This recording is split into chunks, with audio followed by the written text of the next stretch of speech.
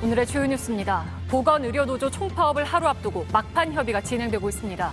논의를 거듭하고 있는 협상장을 직접 연결해서 상황이 어떤지 들어보겠습니다. 국내 코로나19 신규 확진자가 다시 2,000명을 넘었습니다. 정부가 모레 발표하기로 한 새로운 방역 대책에 어떤 내용이 검토되고 있는지 짚어드리겠습니다. 전자발찌를 끊기 전후로 여성 2명을 잇따라 살해한 혐의를 받는 강모 씨는 우발적인 범행이었다고 주장하고 있습니다. 하지만 미리 도주를 준비한 정황이 드러나면서 경찰은 이 주장이 거짓일 가능성이 높다고 보고 있습니다. 잠시 후에 뵙겠습니다.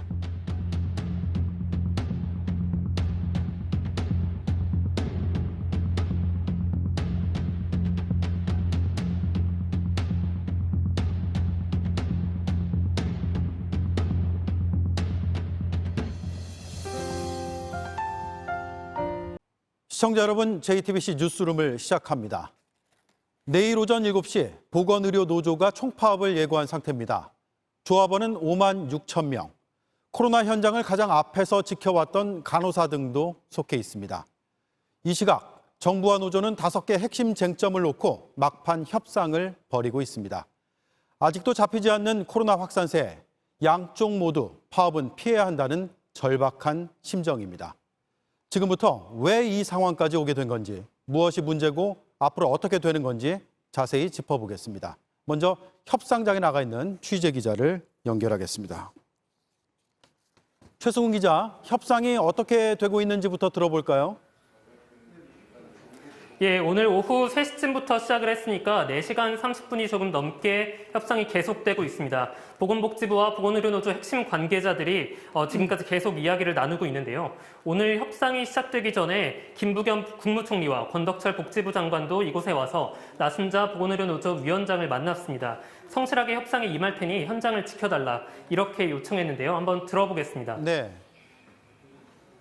여러분들이 현장을 떠난다면 그 아픔과 또 그 어려움을 국민들이 또 받아낼 그런 어떤 생각을 하면 여러분들께서 한번 대승적 결단을 내주셨기를 요청드립니다. 자, 정부와 노조 사이에 구체적으로 어떤 이야기들이 오고 가고 있는지 취재가 된 게 있습니까? 예, 뒤이어서 자세히 전해드릴 텐데요. 아직 합의되지 않은 쟁점을 집중적으로 이야기하고 있습니다. 정부는 해줄 수 있는 건 다 해주겠다, 이런 자세로 임하고 있다고 설명했습니다. 오후 4시 20분에는 정부 측 관계자들이 모두 밖으로 나와서 협상장에는 보건의료노조 관계자들만 남았는데요. 정부 측 관계자는 정부가 내놓은 안에 대해서 노조가 어떻게 할 건지 협의하고 있다, 이렇게 설명했습니다. 약 2시간이 지나서 정부 측 관계자들이 협상장에 들어갔지만 30분 만에 다시 밖으로 나왔습니다. 아직까지 타결 소식은 들리지 않고 있습니다. 네, 언제쯤 결론이 나올 걸로 예상이 되죠? 예, 방금 말씀드렸듯이 노조가 정부 제안을 받아들이면 협상이 타결될 수 있다, 이런 희망적인 얘기도 있습니다만 아직입니다. 그만큼 합의가 쉽지는 않습니다. 양측은 지난 5월부터 협상을 시작했습니다. 오늘까지 벌써 13번째 협상입니다. 그동안의 경과를 보면 오늘도 밤샘 협상을 이어갈 가능성이 있습니다.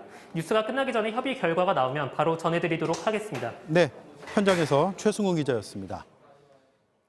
네, 보신 것 같은 팽팽한 줄다리기의 핵심은 5가지입니다. 노조는 참을 만큼 참았다라는 거고, 정부는 당장 할 수 없는 것들이라고 맞서고 있습니다. 이어서 김나한 기자입니다.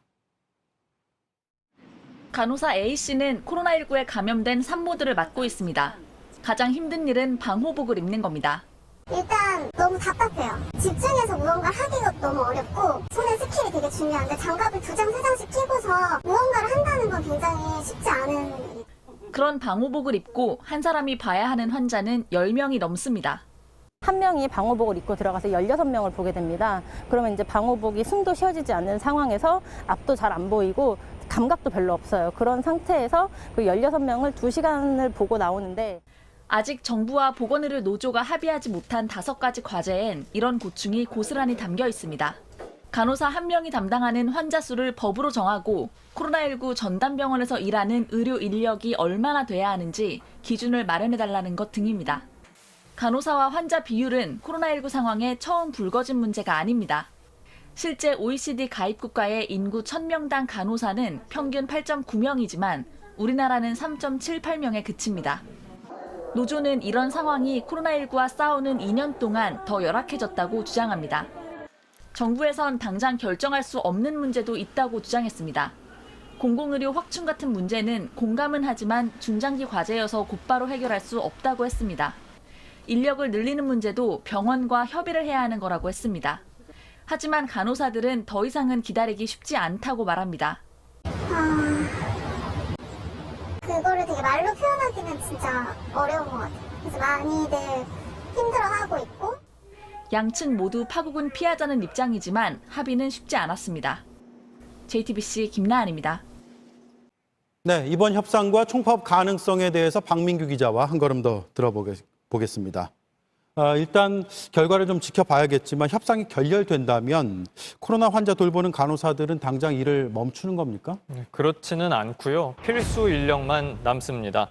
중환자나 응급 환자 돌봐야 하는 의료진이 대표적입니다. 걱정은 코로나 치료인데요. 인공호흡기나 인공심폐장치까지 쓰는 중증 환자들은 그대로 봅니다. 문제는 나머지 환자들입니다. 그 아래 단계인 중등증 그리고 일반 입원 환자들입니다. 네, 그러면 그 환자들은 어떻게 되는 거죠? 지금 뾰족하게 대책은 없는데 일단 현장에서는 파업에 안 들어가는 인원들로 최대한 돌봐보겠다. 이 정도 얘기를 하고 있습니다. 네. 일부는 정부의 파견 인력도 요청하고 일부 환자들을 다른 병원으로 보내고 이렇게는 한다고 하는데 여전히 충분하지는 않습니다. 그래서 한동안 환자 돌보는 대신에 행정 업무만 해온 간호사들도 지금 방호복 입는 연습을 하고 있다고 합니다. 예, 코로나만 전담하는 병원들 있잖아요. 이 병원들은 어떻게 되는 겁니까? 말 그대로 코로나 환자 전담해서 보는 병원인데 파업을 하는 상황, 그러니까 약한 고리가 먼저 다치는 셈입니다. 이런 병원 전국에 70곳이 좀 넘게 있는데 대부분 시 도립, 그러니까 공공병원입니다. 문제는 이런 곳이 중환자실이 거의 없다 보니까 이곳 의료진이 필수 인력으로 분류가 안 됩니다. 예. 그래서 예를 들면 경기도의료원은 산하 6개 병원이 모두 파업에 들어가고요. 오히려 상대적으로 민간 병원 사정이 더 나아 보이기도 합니다. 서울의 한 대형 병원 물어보니까요. 진료에 전혀 차질 없을 거다. 노조 집행부 몇 명이 파업에 참여하는 정도다. 이렇게 분위기를 전했습니다. 그렇군요. 사실 의료진 입장에서도 파업까지 가는 걸 원하는 건 아니잖아요. 그렇습니다. 아무도 원하지 않는, 아무도 바라지 않는 파업입니다. 이건 파업 예고한 보건의료 노조도 마찬가지입니다. 정부가 인력 문제 같은 노조 요구사항 들어줘서 파업을 좀 막아줬으면 좋겠다, 못하게 해줬으면 좋겠다, 이런 바람도 내부적으로는 있습니다. 또 노조 공식 입장은 조합원 30% 정도가 파업에 참여할 거란 건데요. 현장 분위기는 좀 다릅니다. 환자들 두고 실제로 현장 떠나는 건 이 발표된 숫자보다는 적을 거다. 그럴 수 있는 의료진이 생각보다는 많지 않다. 이런 얘기도 들리고 있습니다. 네. 그럼에도 파업 직전까지 온 건 이유가 있겠죠. 쟁점을 좀 짚어볼까요? 예, 참을 만큼 참았다 이런 판단 때문입니다. 그래서 여기까지 왔습니다. 노정 교섭을 지난 석 달 동안, 석 달 내내 벌였는데 못 끝냈습니다. 이뿐 아니라 의료기관별로 노사 교섭도 역시 진행 중인데요. 서울시의 경우 시립병원 간호사 위험 수당이요. 한 달에 6만 원입니다. 이걸 4만 원 더 올려달라는 게 받아들여지지 않고 있습니다. 예. 결국 그런 부분은 정부의 의지가 중요할 것 같은데요. 그렇습니다. 그래서 실제 정부도 전향적 제안을 지금 하고 있는 걸로 파악이 됩니다. 예산을 늘려서 내년부터 의료진 수당을 조금 더 많이 주는 그런 방향이 될 것 같습니다. 다만 이런 처우 개선은 좀 더 빨리 약속할 수도 있었는데요. 막판까지 미뤘다는 점에서 아쉬움은 남습니다. 네, 박민규 기자였습니다. 수고했습니다. 네, 이런 가운데 코로나19 확산세는 잡히지 않고 있습니다. 신규 확진자가 다시 2,000명을 넘겼고 수도권이 다시 비상입니다. 전체 확진자 가운데 70%가 수도권에서 나왔는데 특히 서울에서는 역대 두 번째로 확진자가 많이 나왔습니다. 정부는 모레 금요일에 추석을 고려한 한 달짜리 새로운 방역 대책을 발표하겠다고 했습니다. 일단 방역 피로감이 큰 만큼 추석 때만이라도 만남을 조금 풀어주는 걸 검토하고는 있지만 고민이 깊습니다. 먼저 이한주 기자입니다. 최대 명절인 추석이 이제 20일 앞으로 다가왔습니다. 지난해 추석 그리고 올해 설에는 부모님과 친척을 제대로 만나지 못했습니다. 시민들은 올해는 다를까 기대를 합니다. 가족들이 일단은 뭐 가까운 데 살지만 현재로 뭐 따로따로 모이지는 않았거든요. 합해서 8명이니까. 아직 걱정스럽다는 반응도 있습니다. 명절 앞두고 물론 가족들 보는 것도 좋겠지만은 시국이 시국인지라 그래도 아직 완화하는 건 좀 이르다고 생각을 해요. 그래서 방역 당국의 고민도 깊습니다. 가급적 이번 추석에 가족 모임은 풀어주는 쪽으로 검토는 하고 있습니다. 단 백신 접종을 모두 끝낸 사람만 모임 제한에서 빼주는 게 유력합니다. 수도권은 저녁 6시 이전에는 4명, 이후에는 2명만 만날 수 있습니다. 이 기준에 따르되 백신을 모두 맞은 사람은 몇 명이든 만날 수 있게 하는 겁니다. 백신을 맞은 할아버지와 할머니는 백신을 맞지 않은 아들 부부와 손주 2명은 만날 수 있는 겁니다. 여기에 딸 가족이 몇 명이든 백신을 맞았다면 같이 만날 수 있습니다. 1차 접종자까지 대상을 넓힐지도 논의하고 있습니다. 또 현재 막혀있는 요양병원 대면 면회를 풀 가능성도 있습니다. 이런 완화 검토는 추석 전까지 백신 1차 접종률 70% 달성이 가능해졌기 때문입니다. 거리 두기가 길어지면서 높아진 피로감을 풀어줄 필요가 있다는 취지입니다. 다만 확산세가 여전한 만큼 막판까지 고심을 거듭하고 있습니다. 그다음에 델타 변이가 사실상 100% 유행을 주도를 하고 있기 때문에 최대한 천천히 점진적으로 완화를 해야지 가장 안전한 접근을 할 수 있다라고 봅니다. 정부는 오늘 3일 추석 연휴 대책과 함께 9월 한 달 동안 적용되는 거리두기 조정안과 방역 대책을 발표합니다. JTBC 이한주입니다. 확산세를 잡으려면 결국 백신이 중요할 텐데 모더나에서 뒤늦게 들여오겠다고 한 600만 회분은 아직입니다. 약속한 기한이 나흘 남았지만 얼마나 언제 주겠다는 답도 아직 받지 못했습니다. 그래서 우리 정부는 이걸 못 받는다고 가정하고 대책을 세우고 있는 것으로 저희 취재 결과 확인됐습니다. 어떤 내용인지 윤영탁 기자가 자세하게 알려드리겠습니다. 모더나 측이 공급해야 할 8월분 물량은 700만 회분입니다. 100만 회분은 먼저 들어왔습니다. 다음 주부터 600만 회분이 9월 첫째 주까지 순차적으로 공급될 것입니다. 정부는 이 물량을 계산해 추석 이후로 밀렸던 예약자들까지 앞당겨 다음 주부터 접종을 하기로 했습니다. 200만 명 정도로 추정됩니다. 그런데 모더나는 아직도 우리 정부에 어떤 답도 주지 않은 것으로 파악됐습니다. 정부 고위 관계자는 모더나 쪽에서 먼저 물량을 공급하겠다고 하고선 확답을 안 주고 있다면서 일부라도 통보를 해주면 발표를 하면 되는데 답답한 상황이라고 밝혔습니다. 이 때문에 600만 회분 모두 오지 않는 최악의 경우를 가정해 대책을 세우고 있는 것으로 확인됐습니다. 일단 정부는 모더나 물량이 없어도 접종 계획을 미루진 않을 방침입니다. 루마니아에서 받은 백신도 쓰기로 했습니다. 화이자 105만 회분은 사오고 모더나 45만 회분은 우리 의료물품과 맞바꾸기로 했습니다. 모더나 때문은 아니라고 했습니다. 저희가 8월 초부터 계속적으로 협의를 해오던 기간이었던 거고요. 오늘 도착한 화이자 백신에 루마니아 물량까지 합하면 국내 화이자와 모더나 백신 재고는 800만 회분이 됩니다. 2차 접종 물량을 남기지 않고 다 써야 추석 전 1차 접종 70% 목표 달성이 가능합니다. 질병청 당국자도 모더나 물량이 없으면 당연히 접종 계획에 영향을 줄 수 있다고 말했습니다. JTBC 윤영탁입니다. 전자발찌를 끊기 전후로 여성 2명을 잇따라 살해한 혐의를 받는 강모 씨 사건 관련해서 이런 일이 왜 자꾸 되풀이되는지, 뭐가 문제고 고칠 건 없는지 오늘도 집중 보도하겠습니다. 먼저 수사 속보입니다. 강 씨는 경찰 조사에서 두 번째 피해자에게 빌린 2천만 원을 갚는 과정에서 첫 번째 피해자를 우발적으로 살해했다고 주장했습니다. 그런데 경찰은 계획적인 범행으로 의심하고 이 부분에 수사를 집중하고 있습니다. 왜 그렇게 본 건지 여도현 기자가 취재했습니다. 검은색 승용차에서 내린 강 씨가 집 근처 철물점으로 들어갑니다. 점원이 보여준 절단기를 한참 만지더니 움직여 보기도 합니다. 철근도 끊을 수 있는 공업용 절단기였습니다. 현금을 꺼내 계산합니다. 절단기가 어디 있지 하고 물어봤지. 그러니까 거기로 가라 한 거지. 첫 번째 피해자를 살해하기 6시간 전입니다. 그 뒤엔 근처 마트로 가 흉기를 샀습니다. 도주 이틀 전엔 렌터카를 빌려두기도 했습니다. 살인과 도주를 미리 준비한 것으로 의심되는 정황들입니다. 강 씨는 두 번째 피해자에게 빌린 2천만 원을 갚으려다 우발적으로 살인을 저질렀다고 주장하고 있습니다. 그러나 경찰은 이 진술이 거짓일 가능성에 무게를 두고 있습니다. 실제로 첫 번째 피해자를 살해한 뒤 빼앗은 신용카드로 휴대전화 4대, 590만 원어치를 사고 되팔아 현금을 마련했기 때문입니다.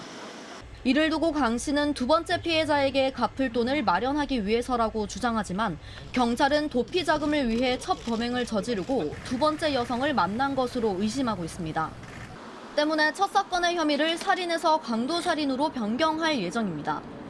한편 경찰은 송파구의 한 빌라 화단에서 첫 번째 피해자의 핸드폰을 확보했습니다. 강 씨의 신상 공개 여부는 내일 결정합니다.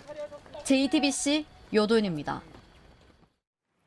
강 씨는 원래 3년 7개월 동안 보호 감호를 받게 돼 있었지만 7달 만에 사회로 나왔습니다. 전과 14범에 다시 범죄를 저지를 위험성이 높다는 판단까지 받았지만 법무부는 나이나 건강 상태, 복역 태도 등을 종합적으로 고려해서 결정했다고 했습니다. 이 내용은 오선민 기자입니다. 2005년 특수 강도 강간 등 혐의로 징역 15년을 선고받은 강 씨. 형을 모두 마친 건 지난해 10월입니다.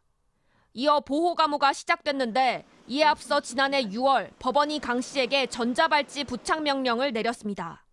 그러면서 성폭력 범죄의 습관과 다시 범죄를 저지를 위험성이 상당하다고 판단했습니다. 또 교도소에 있어서 장기간 범행을 저지르지 않았다는 이유만으로 위험성이 낮아졌다고 보기 어렵다고 경고했습니다. 그런데 보호 감호를 받던 강 씨는 올해 5월 사회로 나왔습니다. 강 씨의 남은 보호 감호 기간이 3년 7개월이었는데 7개월 만에 법무부 치료감호심의위원회에서 가출소가 결정됐기 때문입니다. 법무부는 가출소 결정에 대해 종합적으로 판단했다고 설명했습니다. 나이, 건강 상태, 복역 태도, 범죄 경력, 생계 대책 등을 종합적으로 고려한다는 겁니다. 강 씨는 실제로 수감 생활 중 반성의 모습을 보이기도 했습니다. 지난 2017년 교정당국이 발행하는 홍보물에 용서를 구할 수 없어 용서를 구한다며 다시는 죄를 짓지 말자는 다짐을 하루에도 수없이 한다고 썼습니다. 범죄 피해자 지원센터에 반성의 의미로 돈을 낸다고도 했습니다.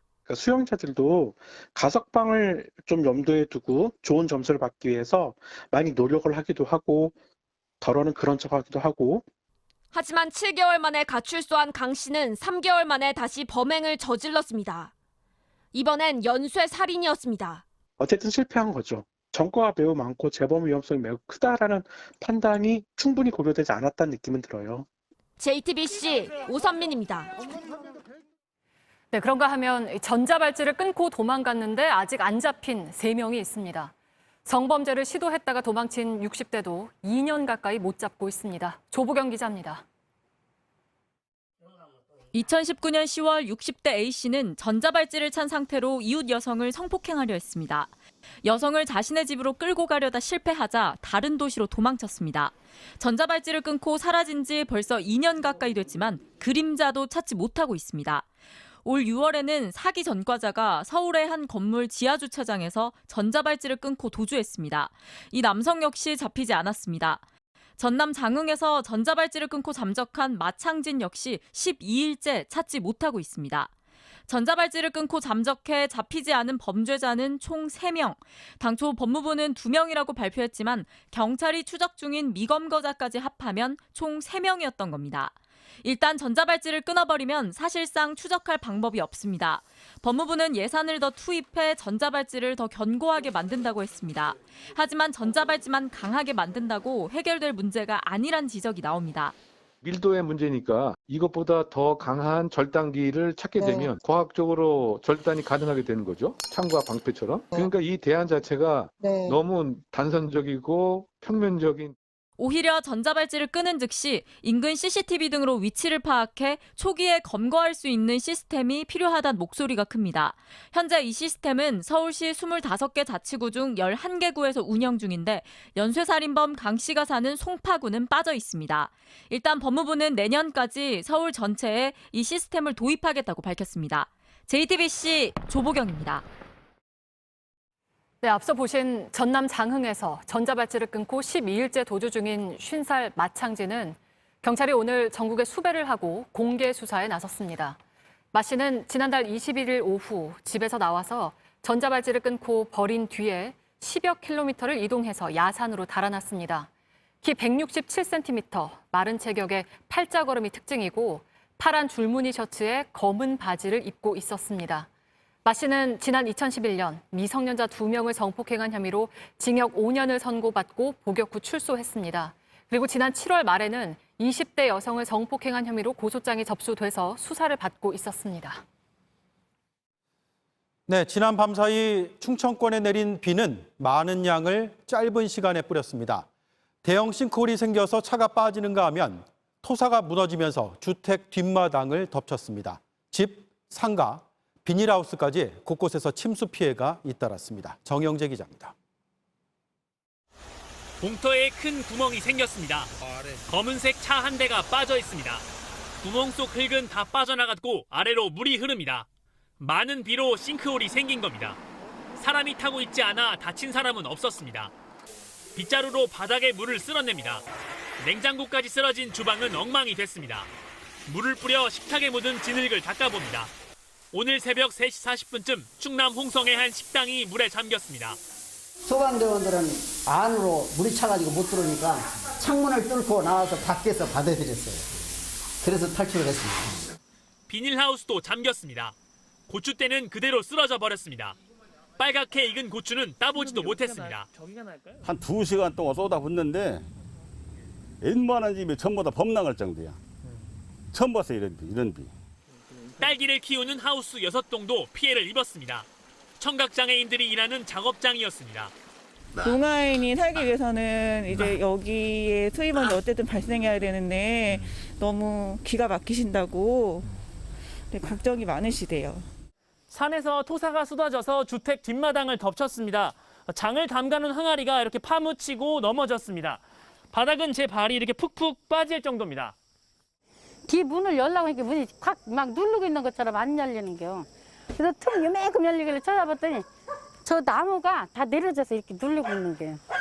충남 홍성에 시간당 70mm의 비가 내렸습니다. 하루 동안 223mm가 내렸는데 새벽 3시부터 5시 사이에 178mm가 쏟아졌습니다. 충남 곳곳에 150mm가 넘는 비가 내렸습니다. 축사에선 119 구조대가 고무통을 옮깁니다. 통 안에는 어린 송아지가 들어있습니다. 축사에 물이 들어차자 송아지를 대피시키는 겁니다. 충남 공주의 한 주택에도 물이 찼습니다. 119가 출동해 혼자 사는 96살 할머니를 안고 나왔습니다. 충남에서만 100건이 넘는 신고가 접수됐습니다. 주택과 상가 40곳이 침수됐고 축구장 48개 크기의 농경지가 잠겼습니다. 이재민도 5명 발생했습니다. 비는 이번 주말 강원 영동과 제주도에 다시 내리겠습니다. JTBC 정영재입니다. 남양유업의 홍원식 회장은 넉 달 전 사퇴 기자회견을 열었습니다. 총수일가 지분을 넘기겠다고 했습니다. 그런데 여전히 출근했고 지난달 지분 매각을 위한 주주총회를 돌연 미뤘습니다. 오늘은 지분을 팔지 않겠다며 계약 해지를 통보했습니다. 또 오너 리스크가 불거지자 회사 주가는 3% 넘게 떨어졌습니다. 김영민 기자입니다. 홍원식 남양유업 회장은 오늘 아침 입장문을 통해 국내 사모펀드 한행컴퍼니에 주식 매매 계약 해제를 통보했다고 밝혔습니다. 유제품 불가리스가 코로나19 예방에 효과가 있다는 과장 광고, 홍 회장 장남의 회사 돈 횡령 의혹 등이 불거져 경영권 포기 선언을 한 지 넉 달 만입니다. 회사에 대한 비판 여론이 컸던 지난 5월만 하더라도 총수일가 지분 53%를 약 3,100억 원에 팔기로 했지만 결국 매각 이사를 철회했습니다.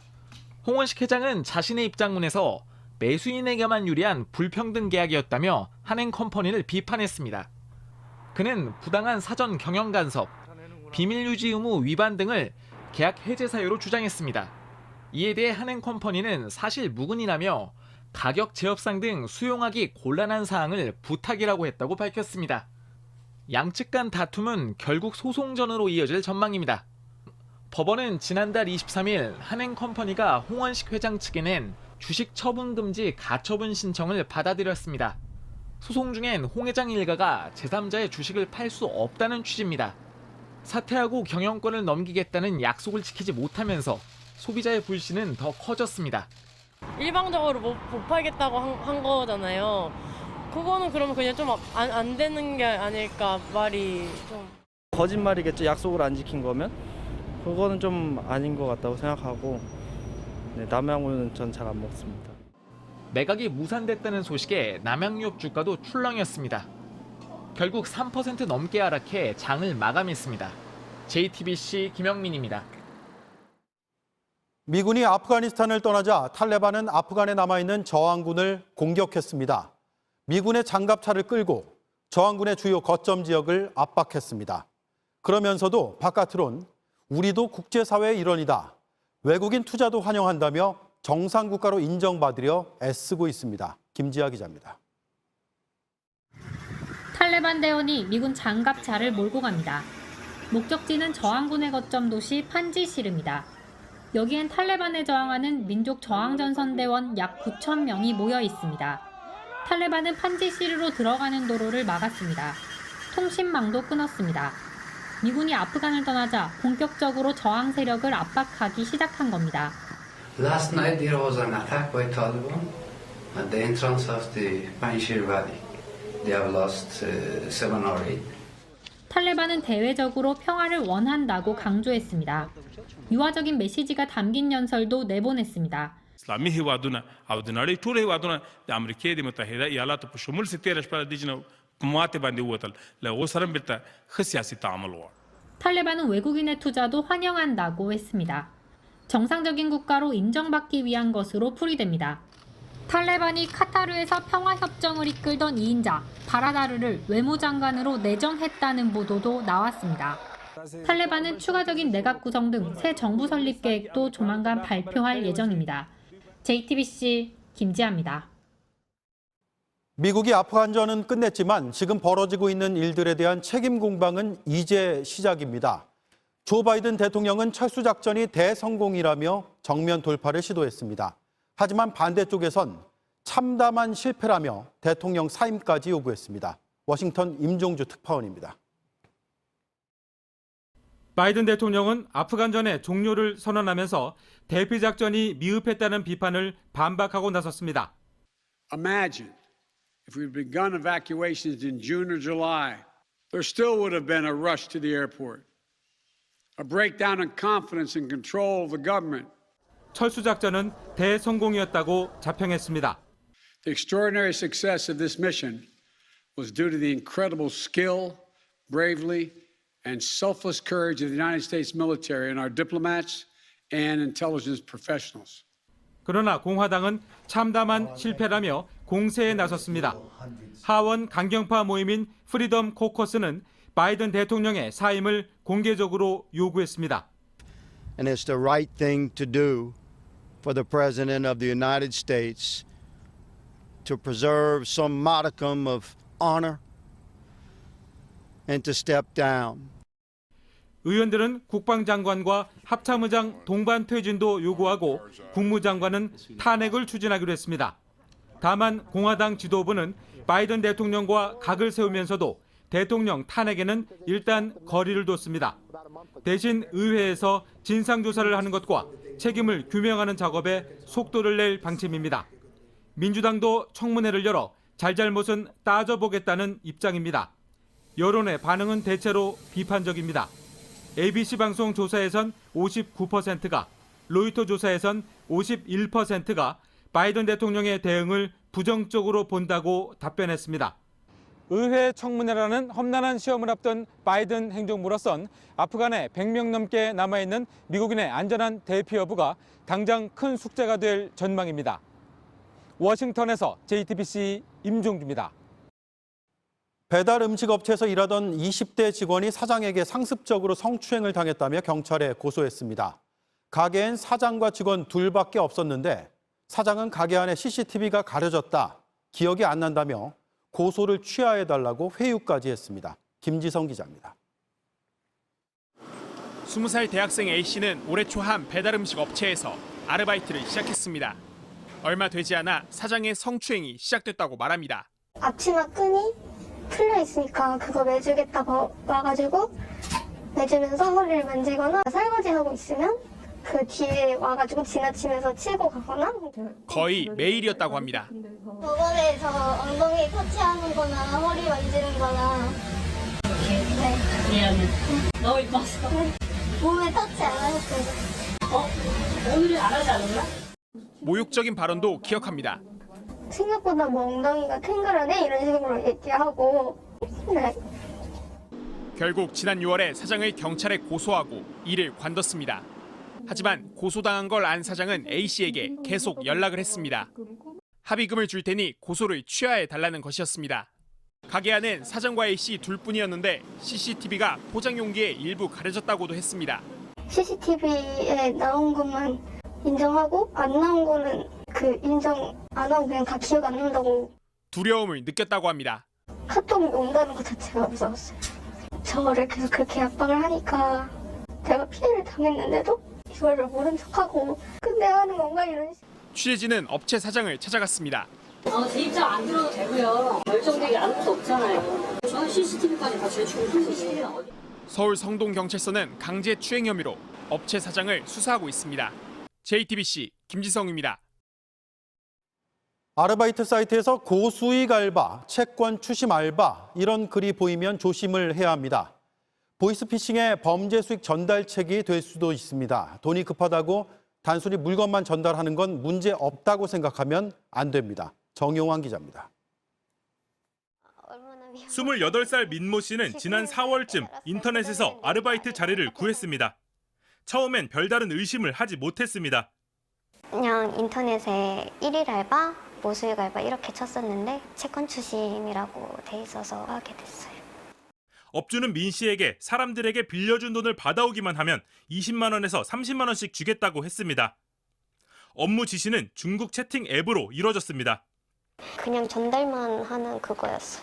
제가 받은 돈을 또 다른 사람한테 건네서 다른 사람이 아마 환전을 하거나. 그러던 어느 날 경찰이 민 씨를 찾아왔습니다. 민 씨가 했던 아르바이트는 보이스피싱 범죄 수익 전달책이었습니다. 올해 1월부터 7월까지 경기 남부 지역에서 직접 피해금을 받아 가로챈 보이스피싱 범죄는 2,920건으로 지난해 같은 기간보다 130% 넘게 늘었습니다.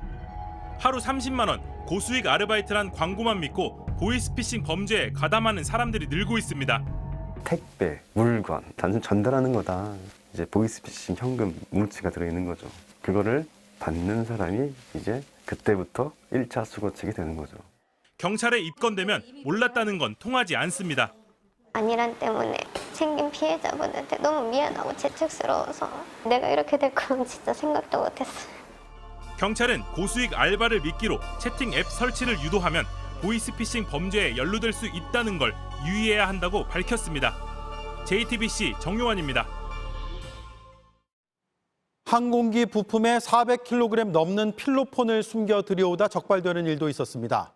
1,350만 명이 동시 투약할 수 있는 양으로 역대 최대 규모입니다. 마약 청정국인 한국을 거쳐 다른 나라로 가면 적발 가능성이 낮다는 점을 노린 겁니다. 구석창 기자입니다. 최근 부산항으로 들어온 컨테이너입니다. 안에 든 나무 상자들을 지게차로 빼내 해체합니다. 파란 비닐로 꽁꽁 감싼 항공기 기어가 보입니다. 일로 뚫어야 돼. 일로 뚫어야 된다 이거. 막혀있네. 크레인으로 들어옮긴 뒤 절단 작업에 들어갑니다. 부품 겉면을 잘라보니 하얀 심이 박혀 있습니다. 지름 20, 두께 10cm, 3kg짜리 필로폰 뭉치가 줄줄이 나옵니다.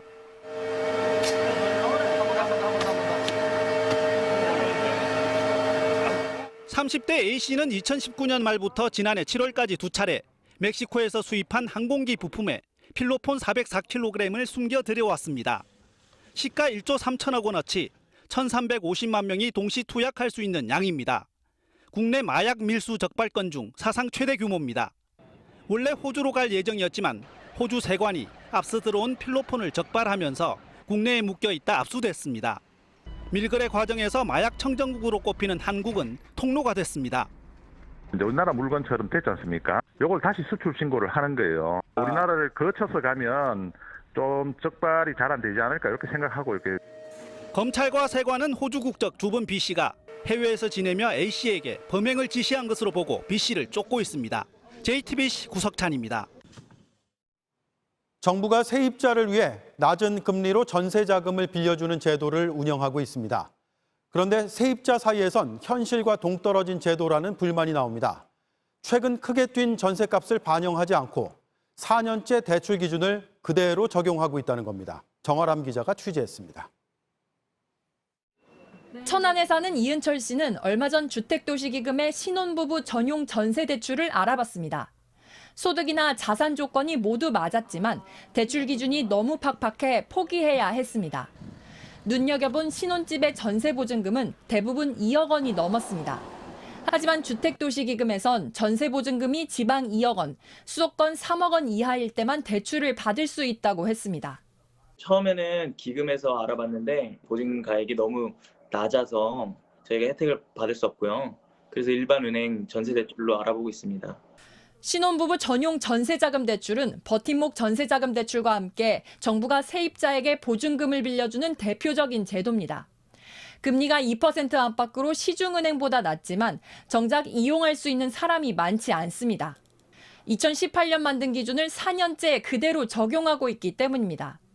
그 사이 전셋값이 크게 오르면서 수도권에서 3억 원 이하, 지방에서 2억 원 이하 전셋집을 찾는 건 쉽지 않습니다.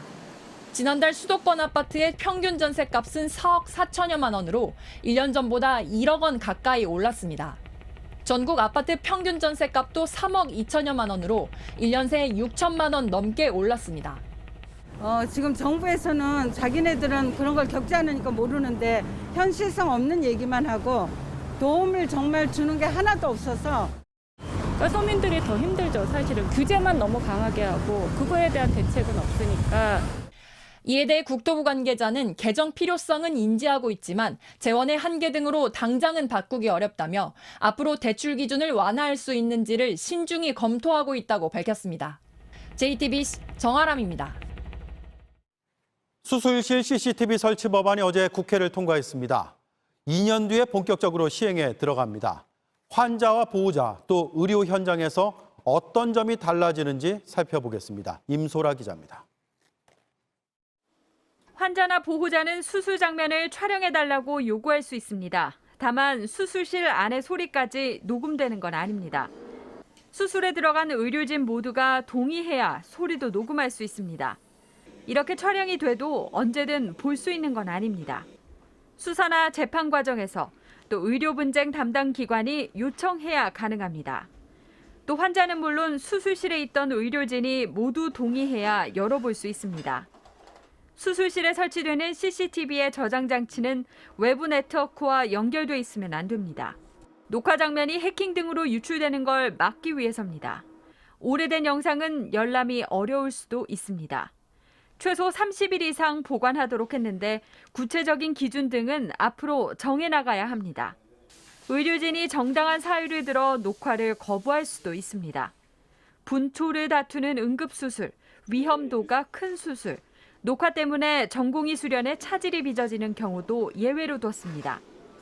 어느 정도 안전장치를 둔 건데 환자단체도 의료계도 불만입니다. 전공의가 있는 병원은 다 거부할 수 있기 때문에 현재도 지원자가 전무한 소아 외과 같은 고위험 분과의 공백을 공고히 할 것이며 이번 개정안은 2년 뒤부터 시행됩니다. 그 사이 모호한 규정들을 손보지 않으면 또 다른 혼란이 생길 수 있습니다.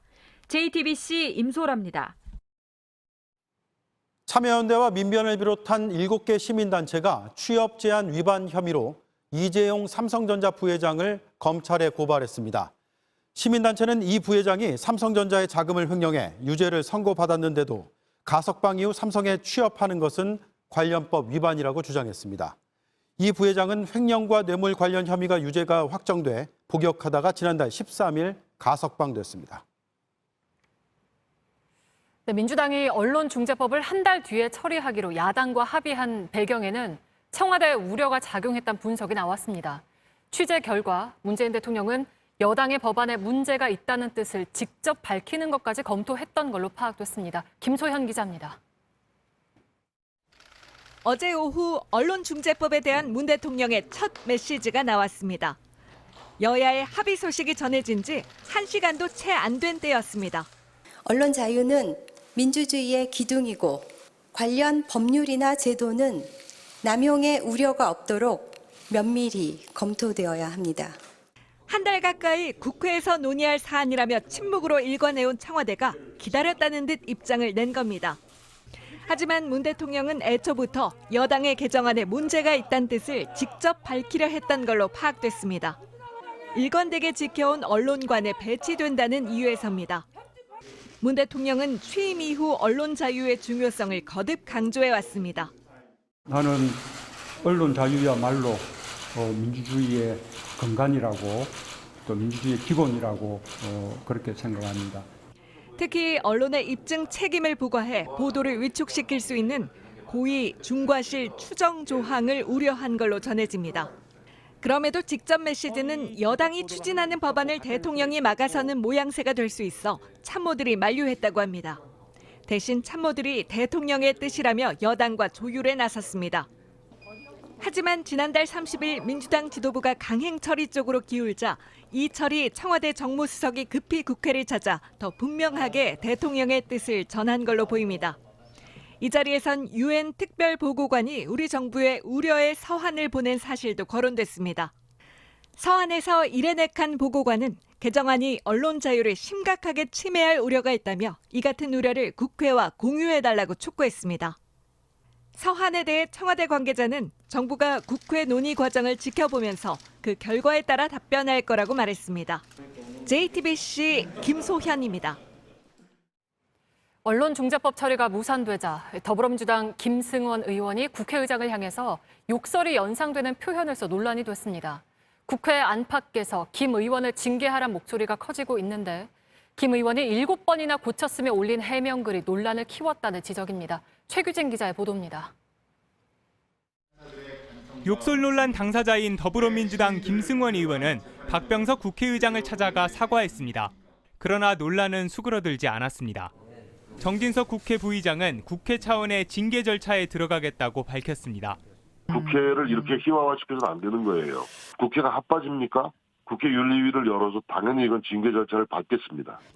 김 의원은 지난달 30일 언론중재법 처리가 무산된 뒤 페이스북에 박병석 국회의장을 거론하며 글을 올렸습니다.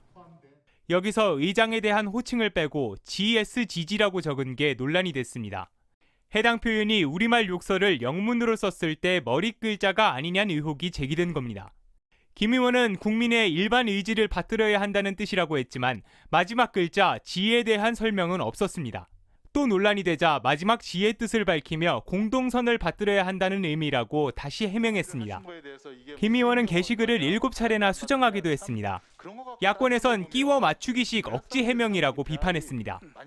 금태섭 전 의원 등 전현직 의원들은 반성 없이 변명만 한다며 징계해야 한다고 날을 세웠습니다. 야권 대선 주자인 윤석열 전 총장 측도 민주당이 징계를 내려야 한다고 가세했습니다. 하지만 민주당 지도부는 징계는 없다고 못 박았습니다. 의장께서도 받아주신 걸로 그렇게 알고 있습니다.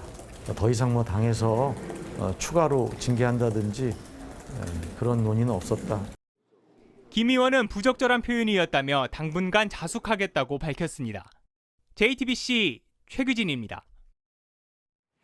법원이 일본군 위안부 피해자들이 낸 손해배상 청구 소송에서 패소한 일본 정부에 한국 내 재산 목록을 제출하라고 명령했습니다. 내년 3월까지로 기한도 못 박았습니다. 이재혜 기자입니다. 일제강점기 위안부 피해자였던 고 백춘희 할머니의 유족 등 12명은 불법 행위로 인한 손해를 배상하라며 2016년 일본 정부를 상대로 소송을 냈습니다.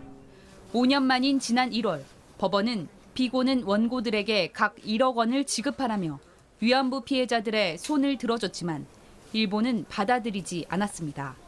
그동안 일본은 주권 국가는 다른 나라의 재판 관할권에서 면제된다는 국제관습법상 국가면제 원칙을 내세웠습니다. 그러면서 소송에 아무런 대응을 하지 않았습니다. 일본 외무성이 항소를 하지 않겠다고 밝히면서 그대로 패소가 확정됐습니다. 위안부 피해자들은 지난 4월 법원에 일본 정부의 한국 내 재산을 공개해달라고 신청했습니다.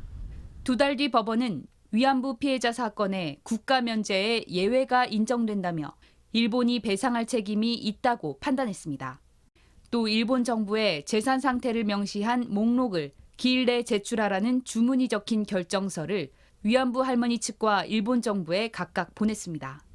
이렇게 되면 일본은 강제 집행 대상이 되는 목록을 제출하고 법원에 출석해 내용이 진실하다는 선서를 해야 합니다. 그리고 오늘 다시 한번 재산 명시 기일을 내년 3월 21일 오전 10시로 정했습니다. JTBC 이지혜입니다.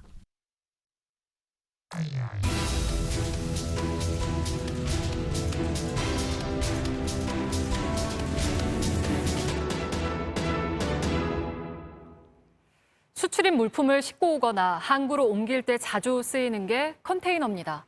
워낙 커서 그냥 보관하기가 쉽지 않고 부지를 사서 보관해야 하는데요. 이 비용을 아끼려고 도로 주변에 몰래 컨테이너를 방치하는 사례가 늘고 있습니다. 어떤 문제가 생기는지 밀착카메라 조소희 기자가 취재했습니다. 거의 꽉 찼었어요. 도로가 아예 차도 못 들어갈 정도로 그냥 꽉 차서 차 있다는 거지. 이해가 안 가더라고. 도로에 직지할 수 있는 건가? 국도 왕복 3차선 도로 사이 컨테이너 40여 개가 마치 벽처럼 서 있습니다. 옆으로 가로로 그냥 세우면 여긴 다 막혔었죠. 누가 밀어넣는지 갑자기 일자로 쫙 내려놨더라고요. 이렇게 줄져 있는 컨테이너 길이가 1km에 달합니다. 이렇게 경고장이 붙여져 있는데 언제 붙여졌는지 확인해 보니 한 달 전입니다. 시청 직원들이 한 달 동안 붙인 경고장과 함께 부과된 과태료가 1,000만 원이 넘습니다. 한 대당 20만 원씩 해서 총 600만 원씩 해서 두 번 1,100만 원 과징금 부과했다고 하더라고요. 화물 컨테이너에 누구의 것인지 알 수 있는 고유한 바코드가 있습니다. 이동한 동선까지 확인됩니다.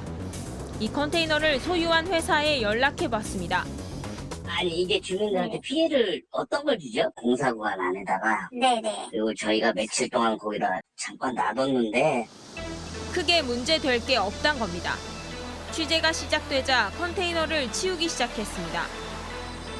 경기도 수원시 비슷한 사례가 있다는 제보를 받고 현장을 찾았습니다. 주민들의 기억에 컨테이너가 방치된 건 10년 전부터입니다.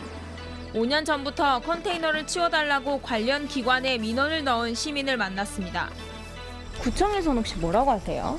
농어촌 공사 땅이니까 저거 철거하라는 거 저거 하나 붙여놓으면 끝이에요 이제. 농어촌 공사와 구청에 연락해봤습니다. 행정력이라고 그래서 그런 게 없거든요. 사실은 지자체에다가 불법시설물 행정 대집팀을 요청을 하는 상황이에요. 농어촌 공사가 관리 부서라서 그쪽에서 이제 관리해야 된다고 회신을 저희도 보냈거든요. 처음에는 컨테이너 2-3개만 버려져 있었습니다. 그런데 누군가가 간이 화장실부터 이렇게 수조까지 버려놓으면서 거리 일대가 온통 쓰레기장이 됐습니다. 이곳 맞은편에 초등학교가 있습니다. 이렇다 보니 안전 문제를 호소하기도 합니다. 그렇죠. 믿고 만약에 누가 노숙을 해도 모르지 뭐. 컨테이너에서. 그것도 방법무함도 있고. 현행법상 바퀴 달린 컨테이너의 경우 화물 운송법에 적용을 받습니다. 지정된 곳에 주차를 해야 합니다. 참고형 컨테이너는 임시 건축물로 봐서 다른 사람의 땅에 두면 건축법상 무단 점유가 됩니다. 상황마다 적용되는 법령도 관리하는 주체도 달라 혼선이 빚어집니다. 버려진 컨테이너를 처리하는 비용도 한 개당 100만 원을 훌쩍 넘겨 관련 기관들도 쉽게 나서지 못합니다. 컨테이너를 몰래 방치한 행위를 매년 단속하고 있지만 이렇게 버려진 컨테이너를 곳곳에서 확인할 수 있었습니다. 시민의 안전을 위협해도 과태료만 내면 그만이기 때문인데요. 컨테이너의 고유 번호를 추적해 최대한 빨리 책임을 묻고 처벌 수위도 높여야 할 겁니다. 밀착 카메라 조소입니다.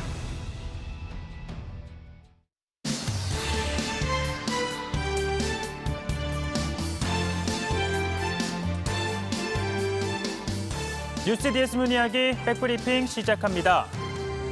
첫 번째 브리핑, 공주는 안 돼입니다. 군주 국가의 상징 바로 왕이죠. 현재 28개 나라가 왕실을 유지하고 있는데요. 그러니까 현재 전 세계에는 28명의 왕, 여왕이 있다는 겁니다. 그중 한 곳 바로 이웃국가 일본인데요. 일본 왕실의 가족들입니다. 나루히토 일왕과 아키히토 상왕, 그리고 왕세자와 왕비, 그리고 옆에 공주들도 함께 서 있네요. 일본 왕실의 가계도를 보면서 왕위 계승 순위를 한번 따져보겠습니다. 나루히토의 동생 후미히토가 1순위고요. 형제니까 그럴 수 있죠. 그런데 2순위 나루히토 왕의 딸이나 나이가 더 많은 후미히토의 딸, 그러니까 공주가 아닙니다. 2순위는요, 바로 후미히토가 41년 만에 왕실에 안겨준 사내아이 히사히토 왕자입니다. 21세기 대명 천지에 무슨 일이냐 물으시겠지만 일본에서 여성은 왕이 될 수 없습니다. 특히나 공주들은요, 결혼을 하게 되면 아예 왕족 자격이 박탈이 됩니다. 그런 가운데 후미토의 첫째 딸 마코 공주, 올해 일반인 남자친구와 결혼한다는 소식이 전해졌습니다. 대학 캠퍼스 커플인 두 사람은 이미 2017년 약혼을 하면서 이듬해 결혼한다고 발표를 했었지만 돌연 이런 소식이 전해졌죠. 마코 공주가 오는 11월로 예정됐던 결혼을 2020년으로 미루겠다고 발표했습니다. 마코 공주는 결혼에 대해서 더 깊고 구체적으로 생각하고 싶어서 준비 시간이 필요하다는 입장을 밝혔습니다. 당시 약혼자 어머니의 금전거래 문제가 불거졌기 때문인데요. 그러다 보니 일각에서는 남자친구가 의도적으로 공주에게 접근한 것 아니냐라는 일종의 음모론까지 나왔습니다. 왜냐하면 결혼 후 왕족에서 빠지면 공주는 품위 유지 명목으로 약 최대 16억 원을 받기 때문인데요. 그래서 국민 세금으로 품위를 유지하라고 주는 돈이 남편 가족의 빚을 청산하는 데 쓰이는 것 아니냐라는 의혹이 제기된 겁니다. 그런데 두 사람 이렇게 말도 많고 탈도 많았지만 결국 결혼하기로 했다는 겁니다. 게다가 마코 공주 품위 유지비 16억 원 받지 않겠다 이런 입장인 것으로 전해지는데요. 이 16억 원과 관련된 구설로 결혼을 논란거리로 만들지 않겠다라는 의지를 밝힌 걸로 봐야겠죠. 그런데 사실 여성도 왕이 될 수 있다면 또 결혼 후에도 왕실의 일원으로 남을 수 있다면 이런 논란 진작에 없었을 겁니다. 아무튼 일본 기술, 경제 선진국이라지만 이런 분야에서는 참 시대 변화를 따라가지 못하는 것 같네요. 다음 브리핑은요. 남겨진 게 탈출한 개입니다. 미국이 아프가니스탄 철군을 공식적으로 마쳤죠. 미 언론을 통해 공개된 한 장의 사진인데 보시면 미군이 놓고 간 것으로 보이는 헬기 앞에 이동장들이 이렇게 놓여 있습니다. 이 개가 들어가 있는데요. 미군이 놓고 갔다는 주장이 제기됐습니다. 한 동물구호단체는 이 계약직 개에게 사형이 선고됐다라면서 이 미군을 돕던 개들이 적의 손에 죽임을 당하고 있다라고 주장했는데요. 철군 당시 이렇게 군인들과 함께 비행기를 타고 귀국한 미군의 군견들과 달리 군견까지는 아니지만 현지에서 미군을 돕던 개들은 미군이 두고 갔다는 겁니다. 그런데 미 국방부 이런 주장에 대해 사실이 아니다. 현지에서 동물을 구조하는 단체 소관이라고 반박했습니다. 이런 가운데 영국에서는요, 또 반대의 상황이 벌어져 논란인데요. 아프간에서 유기동물을 보호하던 영국인이 개와 고양이 약 150마리를 데리고 탈출했습니다. 소셜 펀딩으로 돈을 모아 전세기를 띄운 건데요. 그런데 정작 함께 일하던 아프간 직원들 단 한 명도 이 비행기에 태우지 못했습니다. 그러다 보니까 사람보다 동물이 먼저냐 이런 비판이 빗발치고 있는데요. 해당 동물보호활동가는 이 탈레반이 자신에게 총을 겨누고 이 직원들은 데려갈 수 없다고 해 어쩔 수 없었다고 해명하기도 했습니다. 이래저래 이 사람이든 동물이든 이 모든 상황이 이 현재 아프간의 비극을 여실히 보여준다는 생각이 듭니다. 오늘 백브리핑 여기까지입니다.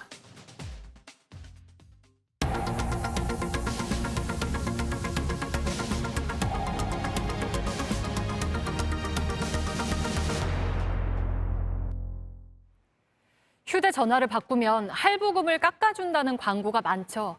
덤터기를 쓰는 건 아닌지 잘 따져보셔야겠습니다.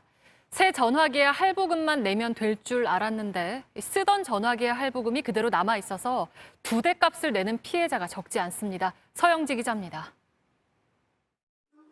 서울 동작구에 사는 이모 씨의 어머니는 산지 7개월 된 휴대전화를 같은 모델의 새 폰으로 바꿨습니다. 대리점에서 그런 식으로 휴대폰을 바꾸면 8만 5천 원대였던 단말기 할부금을 7만 원대로 낮춰주겠다고 했기 때문입니다. 그런데 한 달 뒤 새 휴대폰은 물론 반납한 휴대폰의 할부금까지 청구됐습니다.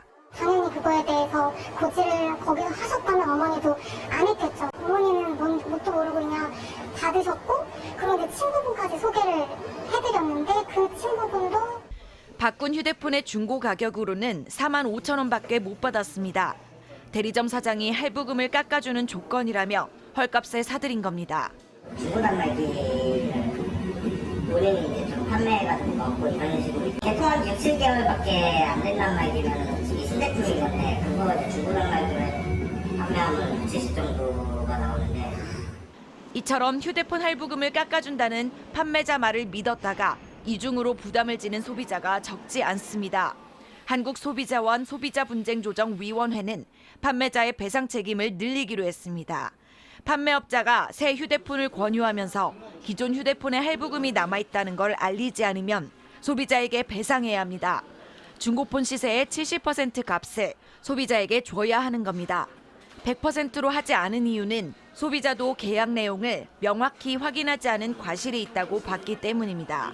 계약 내용을 충분히 설명하지 않았으면서도 분쟁 발생 시 계약서를 확인하지 않은 소비자에게만 책임을 돌리는 통신업계에 보다 철저히 계약 내용을 고지해야 할 의무가 있다는 것을 JTBC 서영지입니다.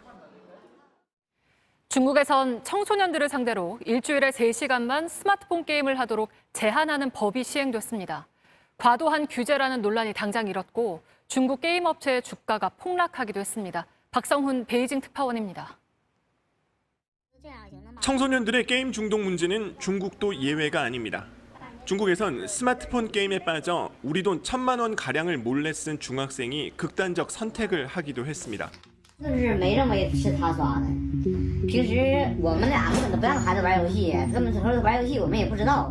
청소년 4명 중 1명이 게임 중독 수준의 위험군에 들어있다는 조사 결과도 나왔습니다. 중국 정부는 강도 높은 청소년 게임 제한 결정을 내렸습니다. 일주일에 3시간만 게임을 할 수 있도록 법으로 정한 겁니다.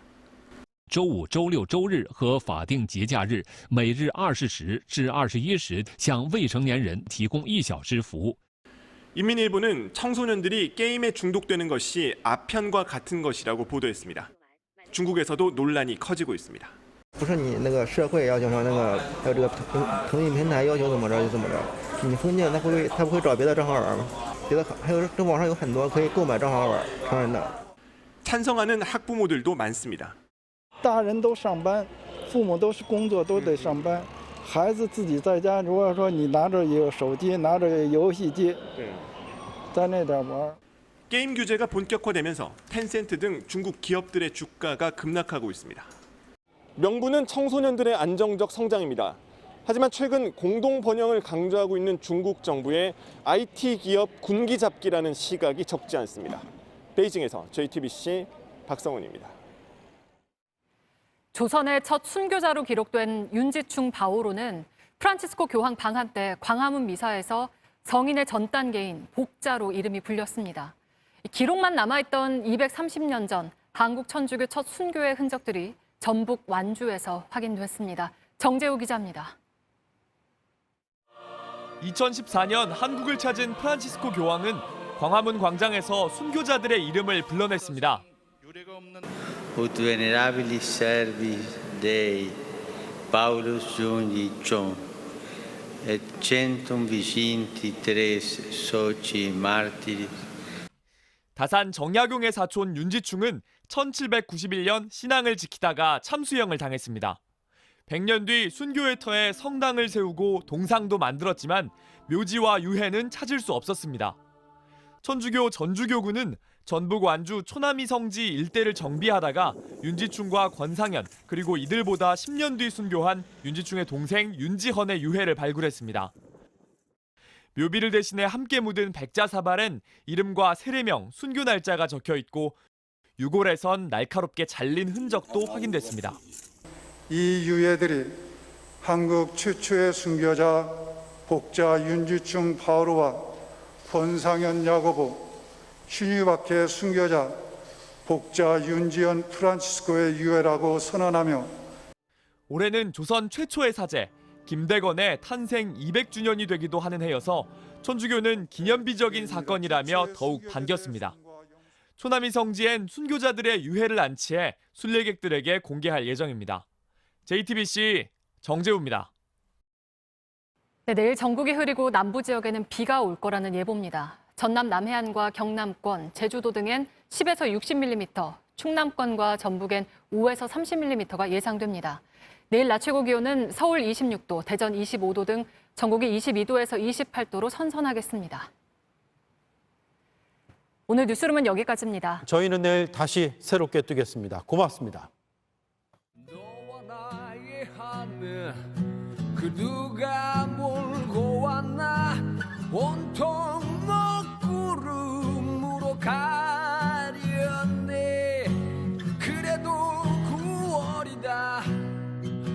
너와 나의 사랑 먹구름일지라도